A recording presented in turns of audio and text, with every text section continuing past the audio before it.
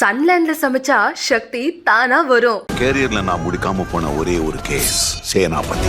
பனி விழும் மலர் திங்கள் முதல் வெள்ளி வரை மாலை 6 மணி உங்கள் விஜய். உயிருக்கு ஒன்றும் பிரச்சனை இல்லைன்னு சொல்கிறாங்கன்னு நான் கொஞ்சம் ரிலாக்ஸ் ஆனேன். மாறி மாறி தகவல் இருந்துச்சு.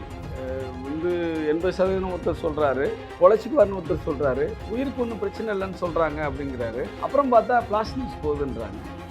அப்போ நிலகுலைஞ்சு தான் போனேன். ஆனால் ரொம்ப ரொம்ப மிக மிக கவனமாக இருக்கக்கூடிய நபர் தான். ஆனால் எப்படி இதில் ஏமாந்தார் அப்படிங்கிறது தான் நமக்கு பெரிய ஆச்சரியமாக இருக்குது.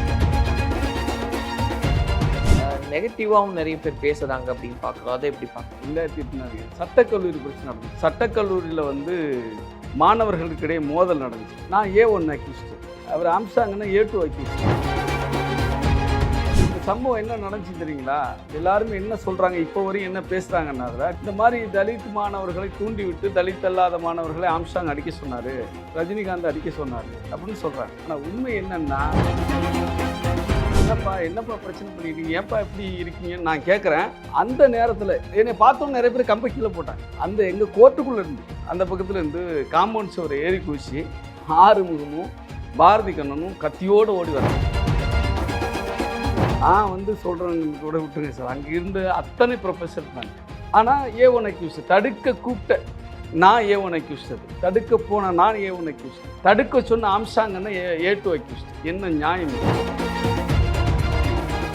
ஆம்ஸ்டாங் அவர்களுடைய படுகொலை அப்படின்றது உங்களுக்கு தனிப்பட்ட விதத்தில் எவ்வளோ பெரிய பேர் இழப்பாக இருக்குது? முதல்ல மறைந்த தலைவர் அண்ணன் ஆம்ஸ்டாங் அவர்களுக்கு எனது செம்மாந்த வீர வணக்கத்தை வந்து செலுத்துகிறேன். ஒரு மிகப்பெரிய பாதிப்பு தான். மற்றவர்களை விடவும் அவரோடு நெருக்கமாக பல பேர் இருந்திருக்காங்க. அதில் நானும் ஒருவர். நானும் அவரோடு நெருக்கமாக இருந்த நபர்கள் ஒருவர். இந்த அடிப்படையில் அவரோடு பயணித்த காலங்கள், அவரோடு அவர் என்னை இப்போ நடத்திய விதம் மிக அன்பாக நடத்துவார், மிக பாசமாக, மிக நெருக்கமாக என்னை நடத்தியிருக்கிறார். அந்த சூழலில் வந்து இதை என்னால் ஏற்றுக்கொள்ளவே முடியல. அவருக்கு இப்படி ஒரு சம்பவம் நடந்துருச்சு அப்படிங்கிறத, அது நடந்தது உண்மைன்னு தெரிஞ்ச பிறகும் அது நடந்துருச்சு அப்படின்னு என் மனசை ஏற்றுக்கல. அந்த அளவுக்கு வந்து எனக்கு ஒரு மிகப்பெரிய பாதிப்பை ஏற்படுத்தியிருக்கு. இப்போவும் அதுலேருந்து நான் இன்னும் மீளறேன்னு வச்சுங்களேன். ஆனால் வந்து ஒரு மிகச்சிறந்த தலைவர், வளர்கின்ற ஒரு தலைவர், மிகச்சிறந்த ஒரு அம்பேத்கரியவாதி, ஒடுக்கப்பட்ட மக்களுக்காகவும் சாதி ஒழிப்பு களத்திலும் சமூக நீதி களத்திலும் மிகச்சரியான கருத்தியல் ஆளுமையாக வலம் வந்தவர். அவருடைய கருத்துக்கெல்லாம் மிக ஷார்ப்பாக இருக்கும், ரொம்ப நேர்த்தியாக இருக்கும், லாஜிக்கலாக இருக்கும். அப்படிப்பட்ட ஒரு தலைவரை இழந்தது என்பது இந்த அம்பேத்கரிய அரசியலுக்கும் சமூக நீதி அரசியலுக்கும் ஒரு மிகப்பெரிய பேரிழப்பு என்பதோடு, என்னுடைய தனிப்பட்ட வகையில் என்னுடைய ஒரு சொந்த அண்ணனை, உடன் பிறந்த அண்ணனை இழந்த ஒரு துக்கத்தில் தான் நான் இருக்கிறேன். அந்த உணர்வோடு தான் நான் இருக்கிறேன். அதையும் தாண்டி சொல்லலாம். ஏன்னா அந்தளவுக்கு நாங்கள் பயணிச்சிருக்கோம், இணைஞ்சு பயணிச்சிருக்கிறோம். மிக நேர்மையான மனிதர், ஏழைகளின் பால், ஒடுக்கப்பட்டவர்களின் பால் இரக்கம் கொண்டவர், கருணை கொண்டவர், நிறைய பேருக்கு கைமாறு இல்லாமல் எதிர்பார்க்காமல் உதவி செய்தவர், நிறைய ஏழை மாணவர்களை வந்து படிக்க வைத்தவர், பள்ளி குழந்தைகளுக்கு வந்து கட்டணம் கட்டியவர் என்று பல்வேறு எந்த உதவி கேட்டு போனாலும் அதில் என்ன பாசிபிலிட்டிஸ் இருக்குது செய்கிறதுக்கு அப்படின்னு எக்ஸ்ப்ளோர் பண்ணி அதை செய்கிறவர். அப்படிப்பட்ட ஒரு நல்ல ஒரு மனித நேயரை இழந்தது என்பது பெரும் துயரம்தான்.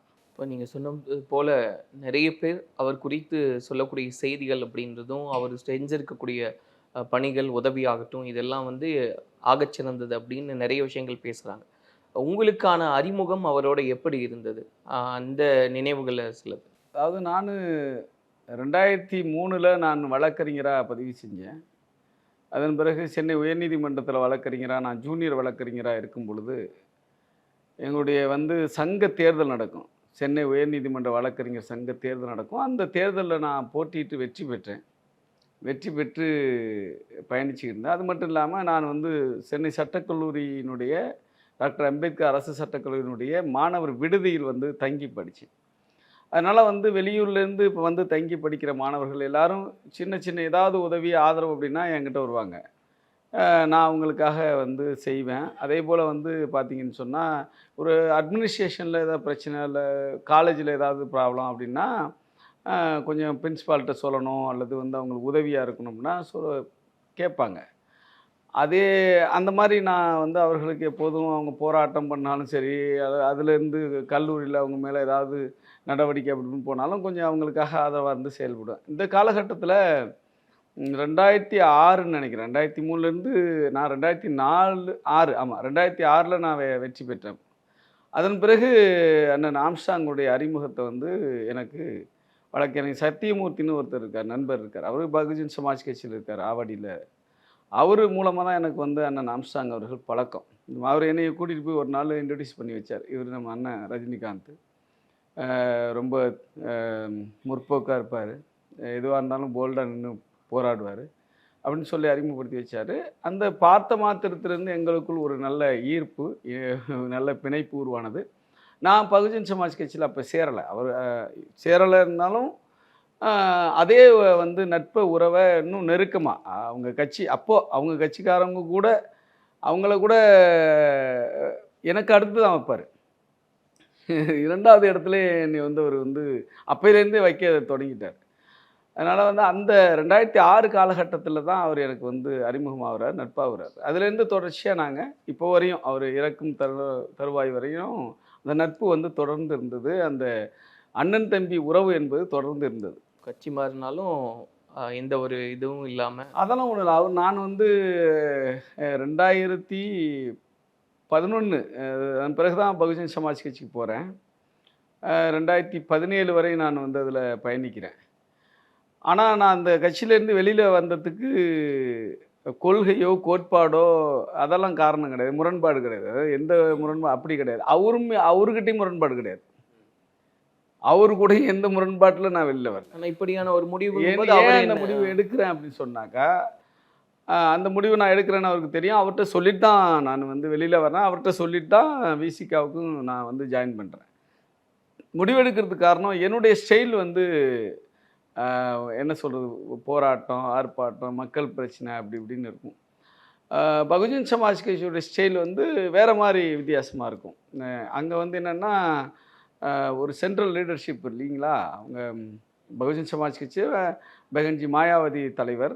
இங்கே வந்து தமிழ்நாட்டுக்கும் சென்ட்ரல் லீடர்ஷிப்புக்கும் ஒரு கோஆர்டினேட்டர் இருப்பார். இந்த கோஆர்டினேட்டர் தான் இங்கே கோஆர்டினேட் பண்ணுவார். அப்போ அந்த ஒர்க்கு ஸ்டைலில் தான் எனக்கு கொஞ்சம் மாறுபாடு. அதுவும் தலைவர் கூட, அதாவது மாநில தலைவர் ஆம்ஸ்ட்ராங் கூட இல்லை. நான் அந்த கட்சியில் பொதுச்செயலாளர் பயணித்தவர். நான் வந்து சேர்ந்த உடனே 2012 நான் பொதுச்செயலாளர் ஆகிட்டேன் அந்த கட்சியில். அவர் தலைவர், நான் பொதுச்செயலாளர். அப்போது வந்து அந்த நான் சில சஜஷன் சொல்லும் பொழுது, மக்கள் பிரச்சனை எடுக்கணும், போராட்டம் ஆர்ப்பாட்டம் பண்ணும்போது அங்கே வந்து சில டிஸ்கஷனில் எனக்கும் கோஆர்டினேட்டருக்கு தான் முரண்பாடு ஏற்படும், இவர்கிட்ட இல்லை. புரியுது, அதுதான் கேட்குறேன். அதனால நான் வந்து என்னுடைய ஒர்க் ஸ்டைலுக்கு நாங்கள் பயணிக்க முடியல, அவ்வளோதான். இப்படி ஒரு ஒரு மாற்று ஏற்பாடு இருக்குது, மாற்று சிந்தனை இருக்குது அப்படின்னு சொல்லும்போது அவர் என்ன சொன்னார் உங்ககிட்ட? இல்லை, அவரை பொறுத்தளவுக்கு ஒன்றும் பிரச்சனை இல்லை. அவர் வந்து மாற்று சிந்தனை, மாற்று ஏற்பாடுகளை ஏற்றுக்குவார். ஆனாலும் கூட அவருமே ஒரு தலைமைக்கு கட்டுப்பட்டு தானே இருக்கார். ஒரு கோஆர்டினேட்டர் வந்து சொல்கிறத கேட்குற சூழல் இருக்கும். சென்ட்ரல் லீடர்ஷிப் சொல்கிற அந்த வழிகாட்டுதல் தான் அவங்க பயணிப்பாங்க.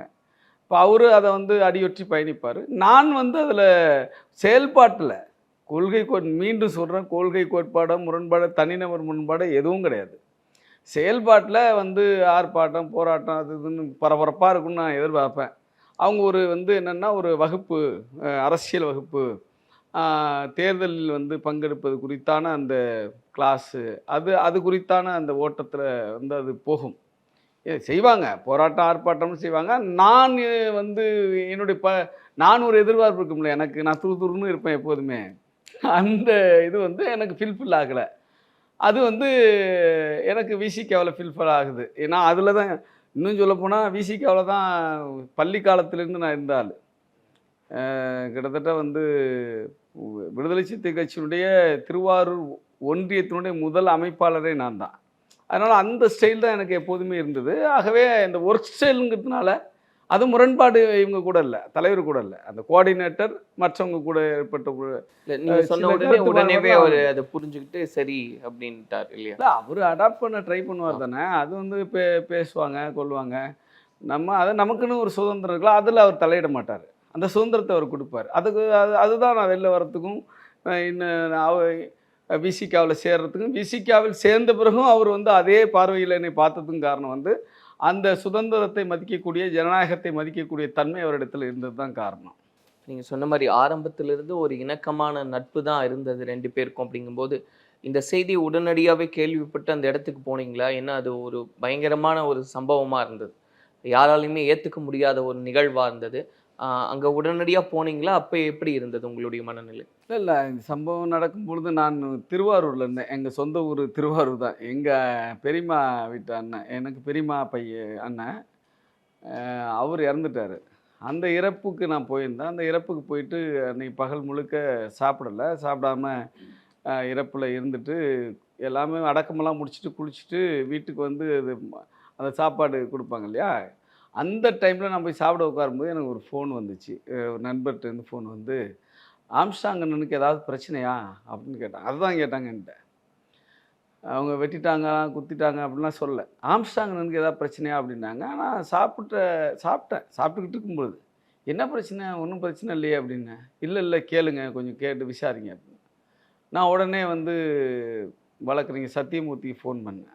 அவர் தான் என்னை இன்ட்ரடியூஸ் பண்ணி வச்சுருவார்.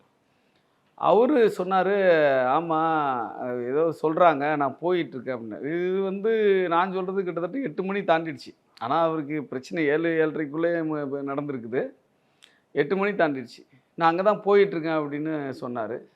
திருப்பி இன்னொரு வழக்கறிஞர் குபேந்திரன் ஒரு தம்பி இருக்கார், அவருக்கு ஃபோன் அடிச்சு கேட்பேன். ஆமாண்ணா ஒரு 80% கஷ்டம்னு சொல்கிறாங்க, அது மாதிரி அட்டாக் பண்ணிட்டாங்க அப்படின்னு. யாருப்பா பண்ணது அப்படின்னு. அதுதான் தெரியல அப்படின்னு சொன்னால். அப்புறம் ஒரு பத்திரிக்கையாளர் எனக்கு ஃபோன் பண்ணார் இங்கேருந்து. ஆனால் உங்களுக்கு செய்தி தெரியுமா? இல்லை, நான் திருவாரூரில் இருக்கேன், இப்போ தான் செய்தி சொல்கிறாங்க அப்படின்னா. அப்புறம் நான் சாப்பிடல, அதன் பிறகு கை கழுவிட்டேன். இதை பற்றி ஃபோன் அடிச்சுக்கிட்டு இருந்தேன்.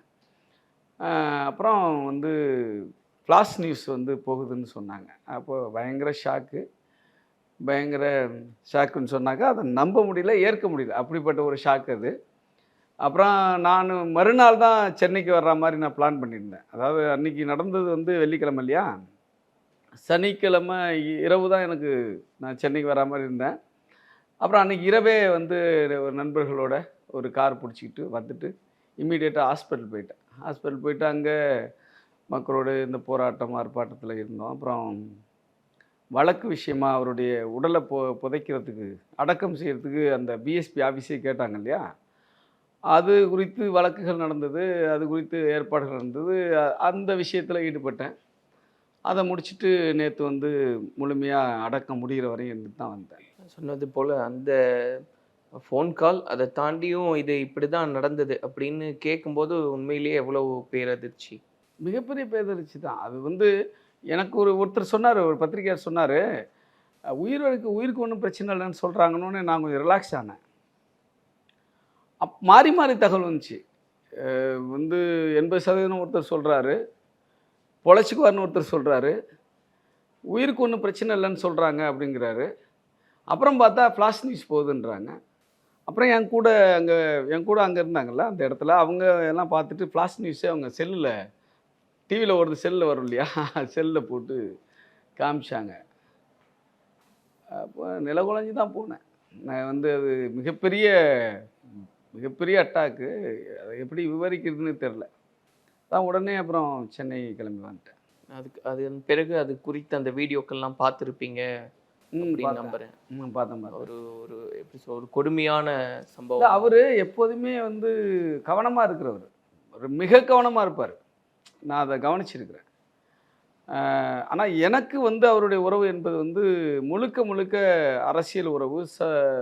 இந்த மாதிரி சமூக ரீதியான அந்த பிரச்சனைகள், வன்கொடுமைகள், இந்த சமூக நீதி பிரச்சனைகள், இந்த மாதிரி தான் நாங்கள் டிஸ்கஸ் பண்ணியிருக்கோம்.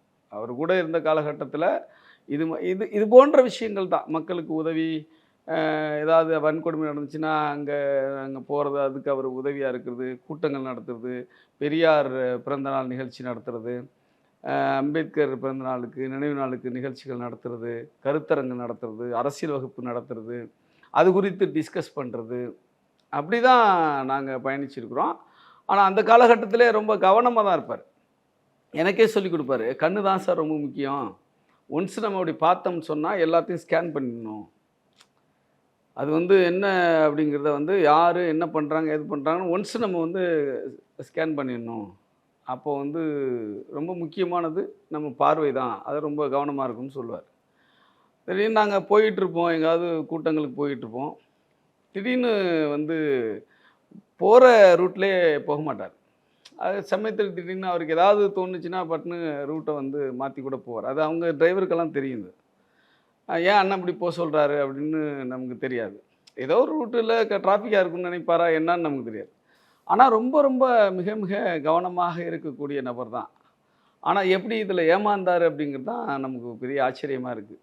சொல்றதை பொறுத்து அப்போ எதுலேயுமே ஒரு முன்னெச்சரிக்கையோட அணுகக்கூடிய ஒரு ஆமாம் மனிதரா ஆமாம் ஆமாம், அதில் மாற்றுக்கிறது இல்லை.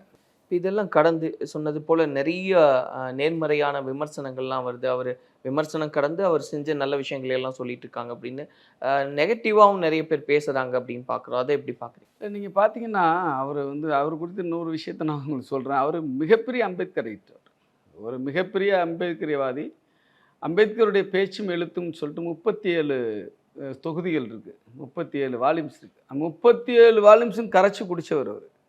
எந்த பக்கத்தில் எந்த பிரச்சனைக்கு அம்பேத்கர் என்ன தீர்வு சொல்லியிருக்காரு, என்ன கருத்து சொல்லியிருக்காரு அப்படிங்கிறத அவர் வந்து பார்க்காமலே இந்த தொகுதியில் பாரு சார் அப்படின்னு சொல்லுவார். ஏதாவது நமக்கு டவுட்னா கூட நான் கேட்பேன். இப்போ குறிப்பாக இப்போ மது ஒழிப்புன்னு கூட வச்சுங்களேன். மது விலக்கு குறித்து அவருடைய பார்வை என்ன, பெண்கள் விடுதலை குறித்து அவருடைய பார்வை என்ன, பொருளாதார ஏற்றத்தாழ்வு குறித்து அவருடைய பார்வை என்ன, இப்படின்னு பல்வேறு விஷயங்கள் குறித்து 37 வால்யூம்ஸ்லையும் இருக்கும். சமூக விடுதலை குறித்து பல்வேறு சம்பவங்கள் அதில் இருக்கும் இல்லையா, அது எல்லாத்தையுமே படித்து முழுக்க முழுக்க அது எல்லாத்தையும் வந்து கரைச்சி குடிச்சோன்னு சொல்லலாம். யாராவது அவரை பார்க்க போனால் கூட அவங்கள பிடிச்சி உட்கார வச்சு, இந்த பாருங்கள் ஒரு தொகுதி எடுத்துக்குவார். அதில் ஒரு பக்கத்தை எடுத்து உங்கள் கூட நான் பேசுகிறேன்னா உங்களுடைய மைண்ட் செட் என்ன அப்படிங்கிறத புரிஞ்சுக்கிட்டு அதுக்கு தகுந்த மாதிரியான பக்கத்தை எடுப்பார், புத்தகத்தை எடுத்து அது படித்து காட்டுவார். இரவு முழுக்க படிக்கிற பழக்கம் கொண்டவர் அவர். அம்பேத்கர் தொகுதியை படிக்கிற பழக்கம் கொண்டவர். அதே மாதிரி நிறைய வாசிப்பு பழக்கம் அவருக்கு இருக்குது. ஆனால் வெளியில் தெரியாது, ஆனால் படிப்பார். அப்படிப்பட்ட ஒரு அம்பேத்கரியவாதியாக தான் நான் அறிஞ்சிருக்கிறேன் அவர். நெகட்டிவ்னு சொன்னாக்கா, இப்போ நான் ஒரே ஒரு உதாரணம், நானும் அவரும் சம்மந்தப்பட்ட ஒரு விஷயத்தை உங்களுக்கு சொல்கிறேன். 2008-9 தெரியல, 2008 நினைக்கிறேன், சட்டக்கல்லூரி பிரச்சனை நடந்துச்சு. சட்டக்கல்லூரியில் வந்து மாணவர்களுக்கிடையே மோதல் நடந்துச்சு. அந்த மோதலில் ஒரு 40 மாணவர்கள் ஒரு பக்கமும், அதே போல் இன்னொரு பக்கம் வந்து ஒரு 2-3 மாணவர்கள், அது பேர் கூட சொல்கிறேன், பாரதி கண்ணன், ஆறுமுகம், இன்னொருத்தர் பேரை நான் மறந்துட்டேன். அது 3 பேரும் வந்து பிரச்சனை நடந்துச்சு இல்லையா. அந்த விஷயத்தில் பாரதி கண்ணன் தாக்கப்பட்டார். அது என்ன, கல்லூரி வாசலில் போட்டு அடிப்பாங்க, அதை நீங்கள் பார்த்துருப்பீங்க. மிகப்பெரிய ஒரு அதிர்ச்சி இப்போ வந்து தமிழ்நாடு முழுக்கெல்லாம் அதை தாண்டி வந்து உருவாக்கியது.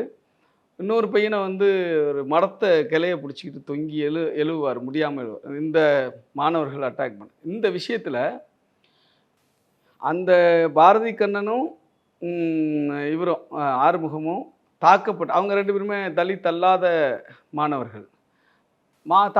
தாக்குனதில் பெரும்பாலான தலித் மாணவர்களும் பாதிக்கப்பட்டிருப்பாங்க. அதை முதல்ல கத்தி வெட்டு ஒருத்தருக்கு விடுவோம், அப்புறம் தான் இவங்க திருப்பி அடிப்பாங்க. அதெல்லாம் இருக்கட்டும், அந்த இதுக்குள்ளே நம்ம போக வேண்டாம். அதில் நான் A1 அக்யூஸ்டு, அவர் ஆம்ஸ்ட்ராங்கன்னா A2 அக்யூஸ்டு, அப்புறம் தான் மாணவர்கள்லாம் 40 பேர் அதில் அக்யூஸ்டு. அதில் தலித் அல்லாத மாணவர்கள் இருக்காங்க 40 அக்யூஸ்டில். இந்த சம்பவம் என்ன நடந்துச்சுன்னு தெரியுங்களா? எல்லாருமே என்ன சொல்கிறாங்க, இப்போ வரையும் என்ன பேசுகிறாங்கன்னா, அதில் டிவிலெலாம் டிபேட்டெல்லாம் போயிட்டுருக்கு. இந்த மாதிரி தலித் மாணவர்களை தூண்டிவிட்டு தலித் அல்லாத மாணவர்களை ஆம்ஸ்ட்ராங் அடிக்க சொன்னார், ரஜினிகாந்த் அடிக்க சொன்னார் அப்படின்னு சொல்கிறாங்க. ஆனால் உண்மை என்னென்னா, கடைசி நிமிடம் வரையும் அவங்களுக்குள்ளே என்ன முரண்பாடு நமக்கு தெரியாது. எனக்கு ஃபோன் பண்ணது கல்லூரியுடைய முதல்வராக இருந்த ஸ்ரீதேவுங்கிறவர். அப்புறம் இப்போ கூட அது ஸ்ரீதேவ் இப்போ இறந்துட்டார். இப்போ கூட இருக்கிற வின்சென்ட் காமராஜ் சார், அவர் சட்டக்கல்லூரி பேராசிரியர். அப்புறம் வந்து ஏசி ராதாகிருஷ்ணன், சேகர் பாபு இன்ஸ்பெக்டர், இவங்க எல்லாருமே எனக்கு ஃபோன் பண்ணுறாங்க. அத்தனை பேரும் ஆம்ஸ்ட்ராங் அண்ணனுக்கும் ஃபோன் பண்ணுறாங்க. நான் ஆஃபீஸில் இருக்கேன், நான் அட்வொகேட் ஆஃபீஸில் இருக்கேன், எங்கள் ஆஃபீஸில் இருக்கேன். ஈவினிங் டைமில் அந்த ஈவினிங் எக்ஸாம் வந்து நடக்குது. நடக்கும் பொழுது அந்த நேரத்தில் தான் இவங்க எக்ஸாம் எழுதிட்டு வெளியில் வரும் பொழுது ஆமாம், தலித் மாணவர்கள் எக்ஸாம் எடுத்து வெளில வரும்பொழுது அவங்கள அட்டாக் பண்ணுறதுக்கு டேகர்னால் பட்டாக்கத்தியோடு வந்து 2-3 மாணவர்கள் வெயிட் பண்ணுறாங்க. இவர்களை பாதுகாப்பாக கொண்டு போகணும். ஹாஸ்டல்லேருந்து பசங்க வர்றாங்க. ஒரு செக்டார் எக்ஸாம் எழுதி ஒரு செக்டார் ஹாஸ்டலில் இருக்காங்க இல்லையா, அவங்க வந்து பாதுகாப்பாக கூட்டு போகிறதுக்கு வர்றாங்க. அவங்கள எதிர்கொள்கிறதுக்கு இவங்க மரம் மட்டை கம்பு கும்பலாம் தூக்கிட்டு நிற்கிறாங்க. சுற்றி இது தெரிஞ்சு சுற்றி மீடியாலாம் குவிஞ்சிருக்கு, சுற்றி போலீஸ் எல்லாம் குவிஞ்சிருக்கு. இந்த சூழல் தான் எனக்கு ஃபோன் வருது. இந்த மாதிரி ரஜினி நீங்கள் உடனே காலேஜுக்கு வரணும், இந்த மாதிரி 2 தரப்பு மோதிக்கிற மாதிரி இருக்கிறாங்க, சுற்றி வீடியோ கேமரா இருக்குது, சுற்றி வந்து போலீஸ் நிற்கிறாங்க, உடனே வாங்கன்னு என்னை கூப்பிட்றது பிரின்ஸிபால் ஸ்ரீதேவ். அப்போ வரையும் இப்படி இந்த சம்பவம் அங்கே நடந்துக்கிட்டுன்னு தெரியாது. ஏசியாக இருந்த ராதாகிருஷ்ணன், B2வில் அந்த ஸ்டேஷனில் இருந்த சேகர் பாபு இன்ஸ்பெக்டர், அந்த சரௌண்டிங்க்கான AC Radhakrishnan, Vincent Kamaraj sir, ஒரு வழக்கறிஞர் LN பிரகாஷ், அவர் ஃபோனில் எல்லாருமே அவர் தான் ஃபஸ்ட்டு எனக்கு ஃபோன் பண்ணுறார். LN பிரகாஷ் அவங்க பொண்ணை கூட போயிருக்கிறவர். ஏன்னா ஹாஸ்டல் பசங்கள்லாம் ரஜினிகாந்த் சொன்னால் கேட்பாங்க அப்படின்னு அங்கே செய்தி பேசப்பட்டு எனக்கு கூப்பிட்றாங்க. அப்போ நானும் கோபால்னு ஒருத்தர், அவர் பிராமண சமூகத்தை சார்ந்தவர். அவர் வந்து பாபா அந்த அணு மின் நிலையத்தில் வந்து விஞ்ஞானியாக வேலை பார்த்தவர். நாங்கள் 2 பேரும் தான் உட்காந்துருக்கோம், எனக்கு நண்பர் அவர். நாங்கள் 2 பேரும் விரைந்து போகிறோம். இதே மாதிரி ஆம்ஸ்டாங்கனுக்கு ஃபோன் பண்ணியிருக்காங்க. அவர் எங்கே இருந்திருக்கார். அவர் வந்து என்னப்பா, அவர் தூரத்தில் இருக்கிறதுனால அவருக்கு வேண்டியவங்கள அனுப்புகிறார். போய் இந்த மாதிரி சண்டை தான் எதுக்காக கூப்பிட்றாங்கன்னா, தடுக்கிறதுக்கு, இப்படி ஒரு மோதல் நடந்து விடக்கூடாது என்று தடுப்பதற்காக கூப்பிட்றாங்க. நீங்கள் சொன்ன ஹாஸ்டல் பசங்க கேட்பாங்க, நீங்கள் வந்து சொல்லுங்கள், அவங்கள ஆஃப் பண்ணுங்க அப்படின்னு என்னை கூப்பிட்றாங்க. அவர்கிட்டையுமே சார் இந்த மாதிரி போலீஸ் நிற்கிது, மீடியா நிற்கிது, நீங்கள் வந்து உடனே வாங்க அவங்கள்ட்ட பேசுங்க. அவருமே அந்த ஸ்டூடெண்ட்டை பேசுகிறார். ஏப்பா என்னப்பா இந்த மாதிரி ஏதோ பிரச்சனை பண்ணிங்கன்னா, எனக்கு வந்து ரவீந்திரன் ஒரு தம்பி இருக்கிறான், மார்க்ஸ் ரவீந்திரன், அவன்கிட்ட குபேந்திரன், இந்த மாதிரி பசங்கள்கிட்ட கூப்பிட்டு பேசுகிறாரு. அப்போ நான் போயிட்டுருக்கிறேன், வந்து எனக்கும் ஃபோன் பண்ணுறாரு. அப்போ நான் கட்சியில் இல்லை, ஆனால் நட்பில் இருக்கணும். இந்த மாதிரி சொல்கிறாங்க சார், நீ வந்து கொஞ்சம் உடனே பாருங்கள, எனக்கும் ஃபோன் வச்சு நானும் போயிட்டுருக்குறேன்னு சொல்கிறேன். வந்து என்னை பார்த்தோன்னே வெளியில் ஏசி வந்து என் கையை பிடிச்சி கூட்டு போகிறார். கல்லூரி வாயிலேருந்து ஸ்ரீதேவ் சார் வந்து என்னை கையை பிடிச்சி கூட்டு, வா வா வாப்பா, ஏன்னா நானும் அவருக்கு ஸ்டூடெண்ட் தான். மகாராஜினி என்னப்பா இந்த மாதிரி என்னப்பா அந்த பசங்க அடிச்சுக்கான ஒரு பெரிய பிரச்சனை நடந்துருக்கும். அப்படி உள்ளே போகிறேன். ஒரு பெரிய அளவில் ஒரு 40-50 மாணவர்கள் நிற்கிறாங்க, எல்லாம் கம்போட. போகிற வரைக்கும் அங்கே எந்த பிரச்சனை நடக்கல. நான் உள்ள நுழையிறேன், என்னை கூட்டிட்டு போகிறாங்க. சேகர் பாபு சார் இன்ஸ்பெக்டர் கூப்பிட்டு போகிறார், எல்லாம் போகிறாங்க. அப்போ எங்கள் கோர்ட்டு பகுதியிலேருந்து ஆறுமுகமும் இவர் நம்ம பாரதி கண்ணன் 2 பேரும் நான் உள்ளே போகிறாங்க. இந்த பசங்க நிற்கிறாங்க. அதில் ஒரு பையனை வந்து பேர் சொல்லி, என்னப்பா பிரச்சனை பண்ணிட்டீங்க, ஏன்ப்பா எப்படி இருக்கீங்கன்னு நான் கேட்குறேன். அந்த நேரத்தில் என்னை பார்த்தோன்னு நிறைய பேர் கம்பை கீழே போட்டாங்க. அதுவும் நிறைய ப்ரொஃபஸர்ஸ்லாம் அங்கே நிற்கிறாங்க, வின்சென்ட் காமராஜ் சார் எல்லாருமே அங்கே நிற்கிறாங்க.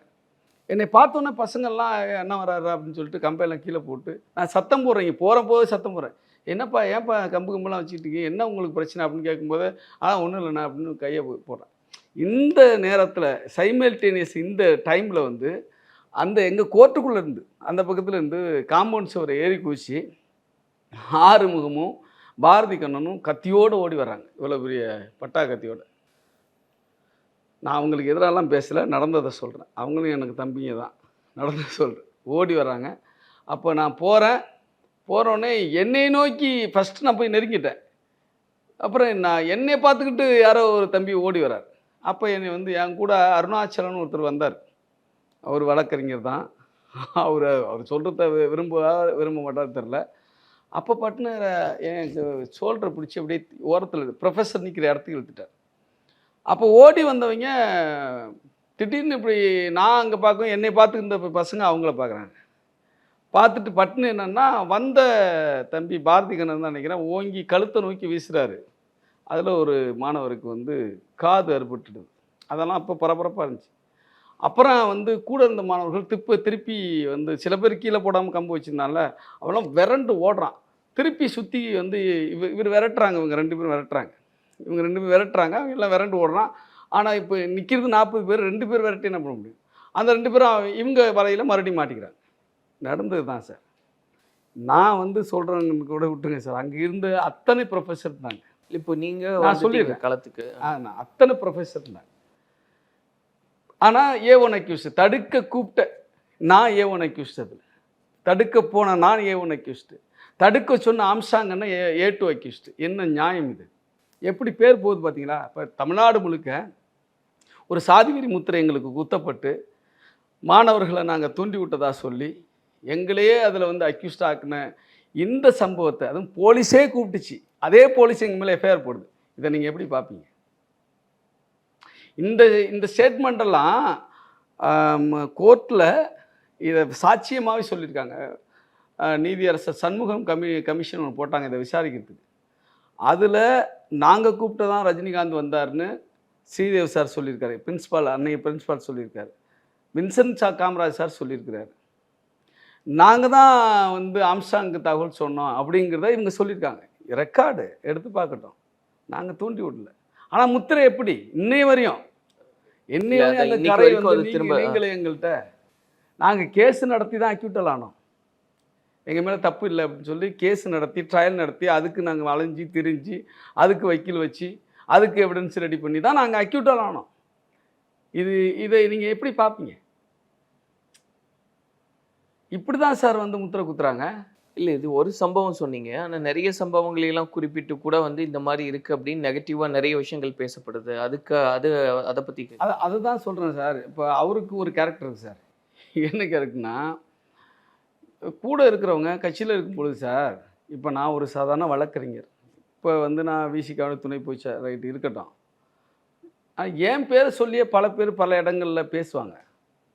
நான் என் பேர் கொஞ்சம் அறியப்பட்ட பேரில், கொஞ்சம் அறியப்பட்ட பேர் இல்லையா, அதனால வந்து ரஜினிகாந்த் கூட நான் ஜூனியராக இருக்கிறேன், ரஜினிகாந்த் கூட நான் இருக்கிறேன்னு சொல்லுவாங்க. அதை மாதிரி யாரோ என்னவோ பண்ணிவிட்டு நான் ஆம்ஸ்ட்ராங்கோடைய ஆள், நான் ஆம்ஸ்ட்ராங் கூட இருக்கிறேன் நிறைய பேர் மிஸ்யூஸ் பண்ணுறாங்க. கண்டிப்பாக. அப்போ அவருக்கு தகவல் வரும்போது அவருடைய கேரக்டர் என்னென்னா, அதை டிஸ்ஓன் பண்ண மாட்டார், அதை மறுக்க மாட்டார். எவனோ ஒருத்தன் முடியாதவன் நம்ம பேரை சொல்லியிருக்கிறான் சரி அப்படிங்கிற மாதிரி விட்டுருவார். அதுதான் அவர்கிட்ட இருக்கிற ப்ளஸ்ஸு, அதுதான் அவருக்கு நடந்த மிகப்பெரிய மைனஸ். அது தப்பாக போயிடும் இல்லையா? நிச்சயமாக போகும்ல, டிஸ்ஓன் பண்ணும்ல. இப்போ என்கிட்ட சொன்னப்போ நான் யாரையும் அனுப்பலப்பா, என்னப்பா யாருப்பா அப்படி கூட நம்ம சொல்ல முடியாது. போய் ஒரு இடத்துல என்ன பண்ணுவாங்க சார், நான் ரஜினிகாந்த் பேசுகிறேன்னு என்கிட்டே பேசியிருக்காங்க சார். எந்த ரஜினிகாந்த் கேட்கும்போது என் அடையாளத்தை என்னுடைய வந்து அனைத்தையும் என்கிட்டே சொல்லியிருக்கிறாங்க. ரைட்டுங்களா? இது மாதிரி தான் சார். அவர் வந்து இப்போ மாணவர்கள் அடிச்சிட்டாங்க, இவர் தான் தூண்டி விட்டார், இவங்க தான் தூண்டி விட்டாங்கன்னு சொல்கிறாங்க. அதை டிஸ்ஓன் பண்ணும்ல. இல்லை நாங்கள் தூண்டி விடலை, அப்படி பண்ணலை போனால் அதை டிஸ்ஓன் வெளிப்படையாக பண்ண மாட்டார். அப்புறம் வந்து என்னென்னா, வேறு வழி இல்லாமல் அந்த மாணவர்களுக்கு ஆதரவாக இருக்க வேண்டிய சூழல் ஏற்படும் இல்லையா? அவங்களுக்கு வழக்கு அது இதுன்னுங்கும்போது அவங்களுக்கு ஏதாவது உதவி பண்ணுறது, அந்த ஃபைன் பண்ணிட்டாங்க, கன்விக்ஷன் கொடுத்துட்டாங்க நிறைய மாணவர்கள், ஒரு 19 பேருக்கு. அவங்களுக்கு ஃபைன் அமௌண்ட்டெல்லாம் அவர் தான் கட்டினார். இப்போ அது அவங்க சொன்ன குற்றச்சாட்டை உண்மையாக்கும். சரிதானா?